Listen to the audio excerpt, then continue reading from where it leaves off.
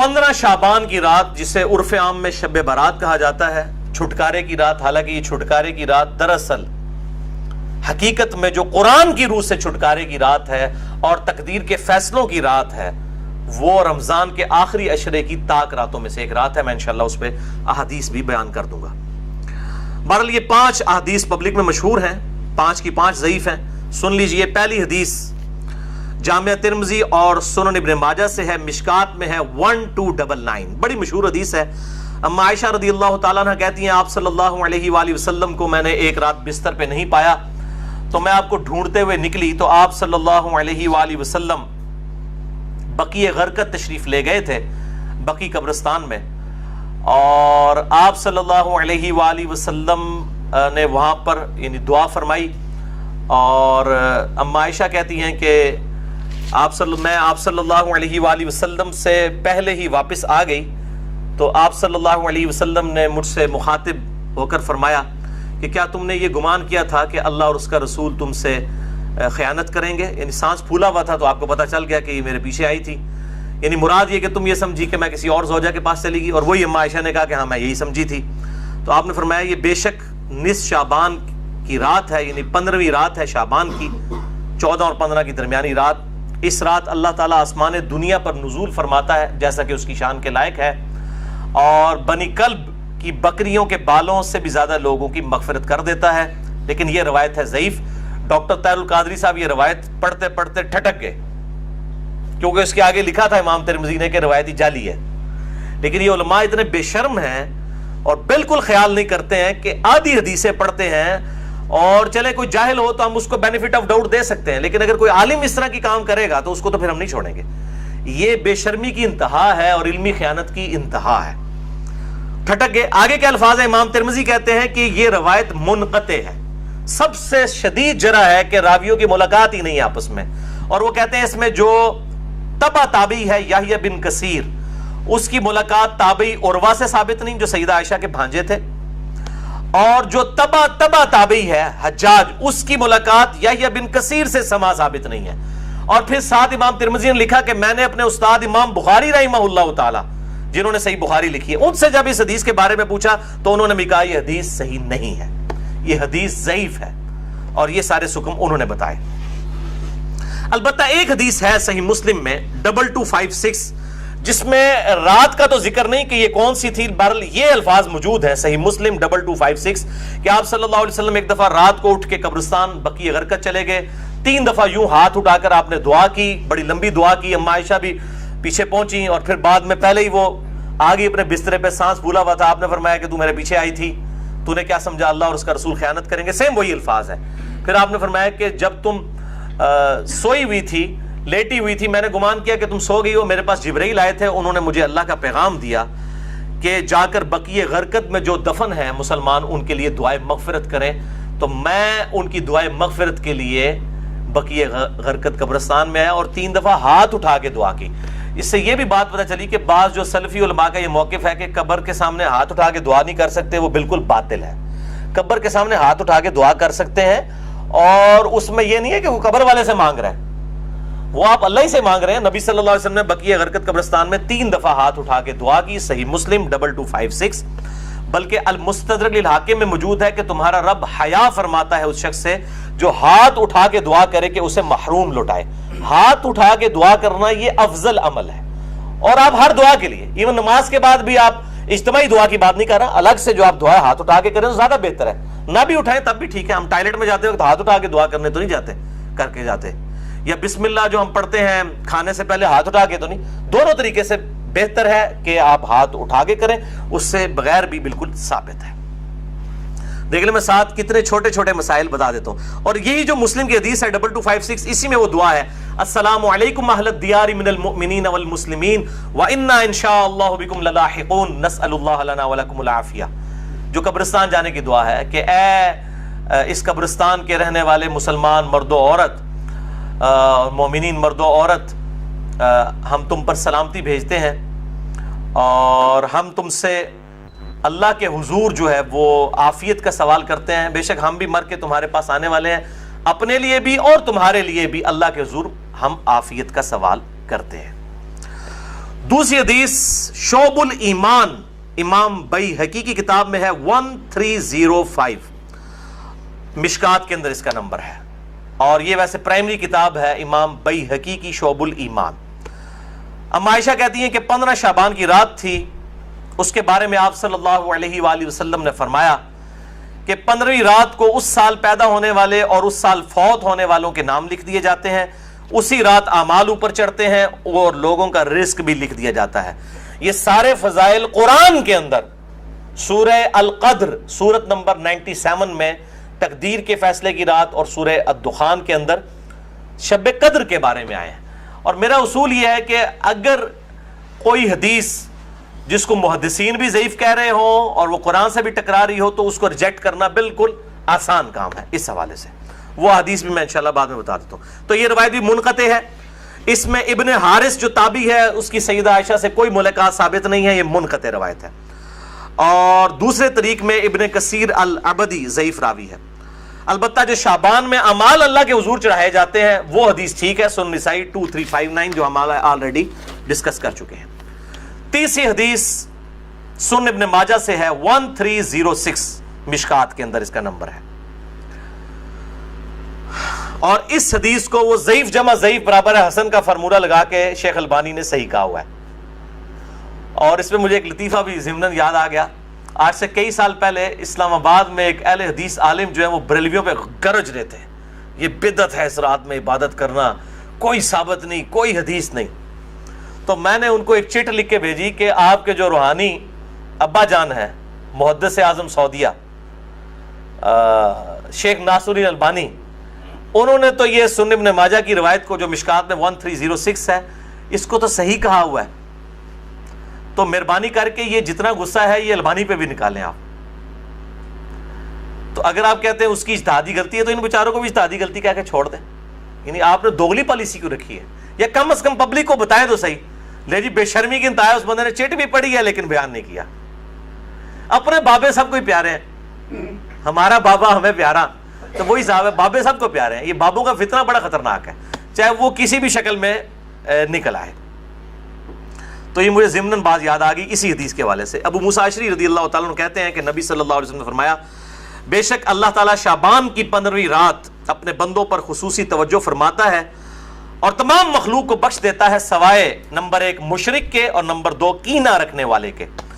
یہ انتہائی سخت ضعیف روایت ہے اور اس میں کئی حکم ہیں۔ نمبر 1 زبیر بن مسلم اور عبد الرحمن مجہول راوی ہیں، ان نون راوی ہیں، جن کا کوئی یعنی لاپتہ راوی ہیں، جن کا کوئی تعارف نہیں ہے۔ دوسرا ابن لہیہ اور ولید بن مسلم، یہ دونوں مدلس ہیں اور عام سے روایت کر رہے ہیں اور سما کی تصریح کوئی نہیں ہے۔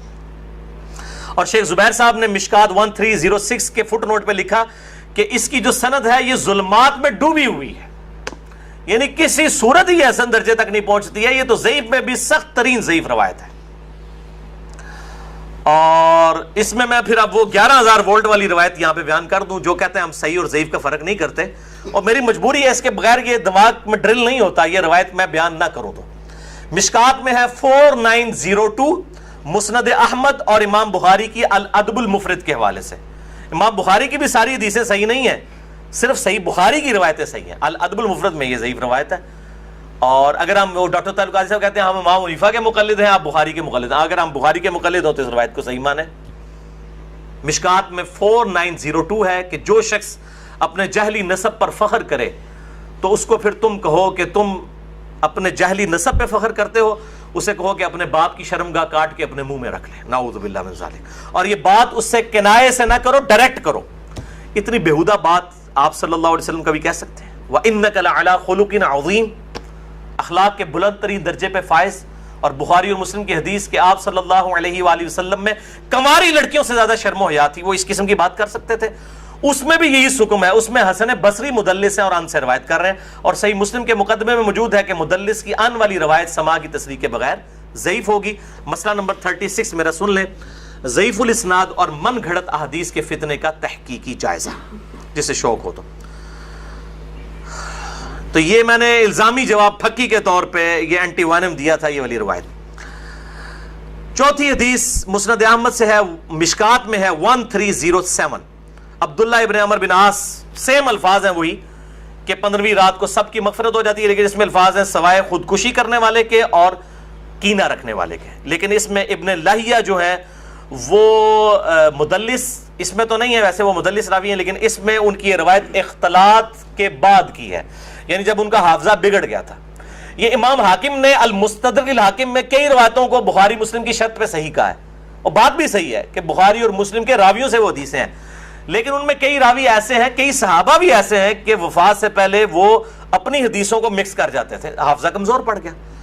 تو اگر راوی ثقہ ہو بعد میں اس کا حافظہ بگڑ جائے تو اس کے حافظہ بگڑنے سے پہلی والی روایتیں جو ہوں گی وہ صحیح ہوں گی، بعد والی ضعیف ہوں گی. یہ بعد والی ہے کیوں؟